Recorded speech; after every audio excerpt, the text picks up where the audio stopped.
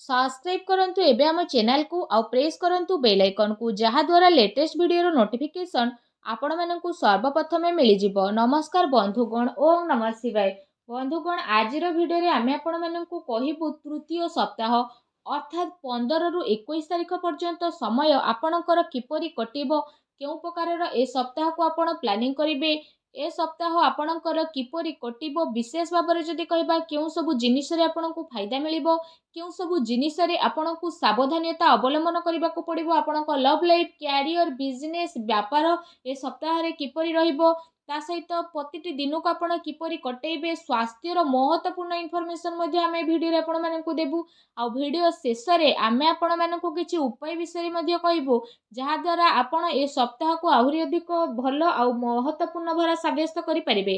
आगो को वीडियो आरंभ करबा पूर्वरु हमर आपणकु रिक्वेस्ट, जदि आपण हमर ए चैनल रे नुआ आछंती चैनल को सब्सक्राइब करंतु, सांगरे नोटिफिकेशन रो बेल को मध्ये ऑन करंतु, जहा द्वारा समय समय देश नुआ नुआ वीडियो रो नोटिफिकेशन आपणक पाखरे पहुंची जिवो। आसंतु जानिबा किपरि रहइबो आपणक पई तृतीय सप्ताह अर्थात 15 रु 21 तारिख पर्यंत समय।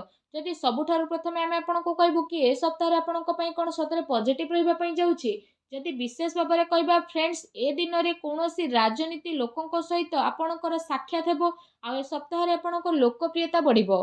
ता सहित जन संपर्ककर दायरा मध्ये आपण विस्तार करिवे। संतानक तरफरु तांकर कैरियर को नै कि सप्ताह रे कोनोसी शुभ समाचार मध्ये मिली पारे। आपणकर सिद्धांतवादी दृष्टिकोण समाज एवं धार्मिक स्थल रे आपणको विशेष भाବରେ सम्मानजनक उपाधि मध्ये प्रदान करिवो। एहा सहित धार्मिक एवं आध्यात्मिक गतिविधि रे आपणकर विशेष भाବରେ महत्वपूर्ण योगदान रहिबो। प्रॉपर्टी संबंधित कोनोसी अटकी थिबा कार्य पूरा हेबार मध्ये संभावना बनुछि। ता सहित ए दिनर समय रे आपणको बहुत भलो स्थिति रहिबो। ता सहित जदि कहिबा भाग्य एवं संतान संबंधित कार्य रे मध्ये सुविधा आपणको प्राप्त होई जिवो। आपणकर विवेक एवं आदर्शवादी स्वभाव विशेष भाବରେ आपणको पई महत्वपूर्ण उपलब्धि नै कि आसीबो। ता सहित ग्रहर स्थिति ए दिन रे आपणक पई काफी संतोषजनक रहिबो। जो लोक माने आपणक खिलाफ रे थिले से लोक माने विशेष भाବରେ आपणक पक्ष रे रहिबे, आ संबंध रे मध्ये आपणकर काफी सुधारता देखिबाकू मिलिबो। सबु कार्य ए सप्ताह रे आपणकर शांतिपूर्ण भाବରେ संपन्न हेबार नजर आसीबो। ता सहित भावुकता कारणरू वैवाहिक दृष्टिकोण आपणक काम रे सहायक प्रदान करिवो। ए दिन रे आपणकर सकारात्मक आ संतुलित भावना आपणको आगको बढ़िबा एवं निजर कार्य को सुचारू रूप रे संपन्न करिबारे मध्ये बहुत सहाय्य सहयोग प्रदान करिवो। घरे कोनोसी धार्मिक उत्सवर मध्ये विशेष भाବରେ ए दिन रे योजना बनिबो।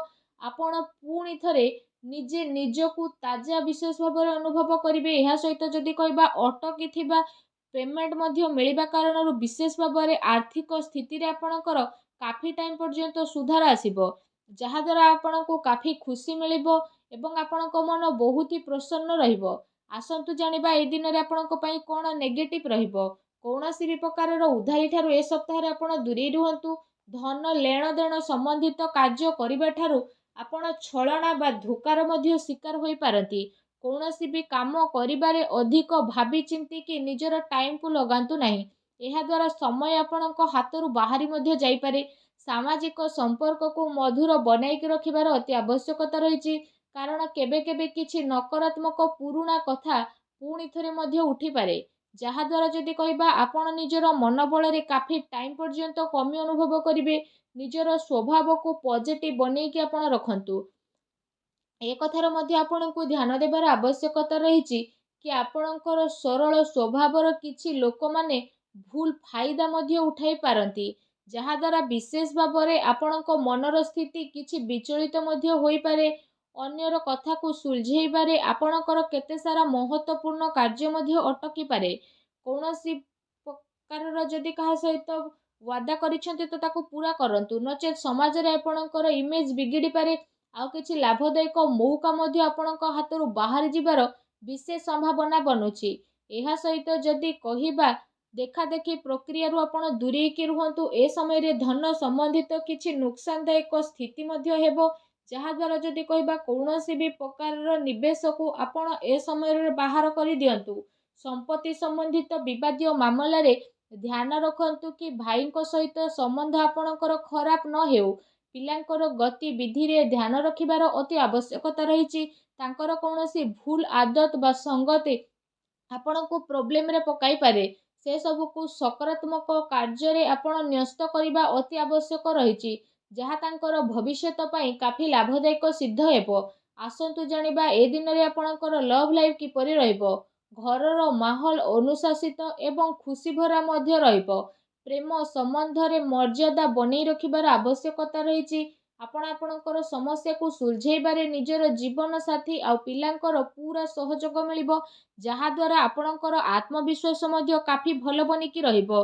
ଅତି ସମ୍ପର୍କୀୟ ଲୋକଙ୍କ ସହିତ ମେଳ ମେଳାପ ଏବଂ ବୁଲାବୁଲିର ଏ ସପ୍ତାହରେ ଆପଣଙ୍କର ଛୋଟ ମୋଟ ପ୍ରୋଗ୍ରାମ ବନିପାରେ, ଯାହାଦ୍ୱାରା ଘର ପରିବାରର ବାତାବରଣ ଆପଣଙ୍କର ଖୁସିଭରା ଆଉ ସୁଖଦପୂର୍ଣ୍ଣ ରହିବ।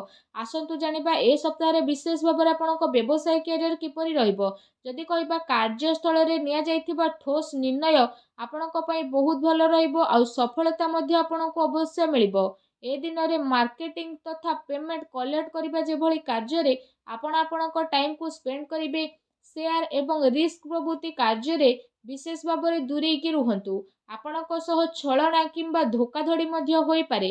ଚାକିରିରେ କୌଣସି ପ୍ରକାରର ସ୍ଥାନ ପରିବର୍ତ୍ତନ ବିଶେଷ ଭାବରେ ଆପଣଙ୍କ ପାଇଁ ଯୋଗ ବନୁଛି। କାର୍ଯ୍ୟସ୍ଥଳରେ କୌଣସି ପଡ଼ୋଶୀଙ୍କ ଦ୍ୱାରା ଲଢ଼େଇ ଝଗଡ଼ା ଯେପରିର ସ୍ଥିତି ମଧ୍ୟ ବନିବ। କିଛି କାନୁନି ବା ନିବେଶ ସମ୍ବନ୍ଧିତ ବିଶେଷ ଭାବରେ ଜଟିଳ କାମର ଆପଣଙ୍କୁ ସାମ୍ନା ମଧ୍ୟ କରିବା ପାଇଁ ପଡ଼ିବ। ବ୍ୟବସାୟିକ କାର୍ଯ୍ୟ ପ୍ରଣାଳୀରେ ପରିବର୍ତ୍ତନ ଆଣିବା ଆପଣଙ୍କ ପାଇଁ ଅତି ଆବଶ୍ୟକ ରହିଛି, ଯାହା ପାଇଁ ଆହୁରି ଅଧିକ ବେହତରିନ ପରିଣାମ ଆପଣଙ୍କୁ ହାସିଲ ମଧ୍ୟ ହେବ।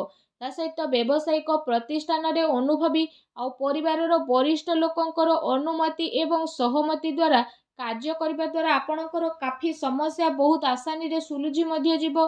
ଧନ ଲେଣଦେଣ ସମ୍ବନ୍ଧିତ କାର୍ଯ୍ୟରେ ଅଚାନକ କୌଣସି ଲାଭଦାୟକ ସ୍ଥିତି ମଧ୍ୟ ଆପଣଙ୍କର ବନିବ, ଯାହାଦ୍ୱାରା ଆପଣଙ୍କୁ କାଫି ଖୁସିର ଅନୁଭବ ହେବ। କାର୍ଯ୍ୟକ୍ଷେତ୍ରରେ ଯାହା ଆପଣ ପରିବର୍ତ୍ତନ ସମ୍ବନ୍ଧିତ ଯୋଜନା ବନଉଥିଲେ, ତ ସେସବୁ ଉପରେ ରାଜ କରିବାର ଉଚିତ ସମୟ ଏବେ ଆସିନାହିଁ।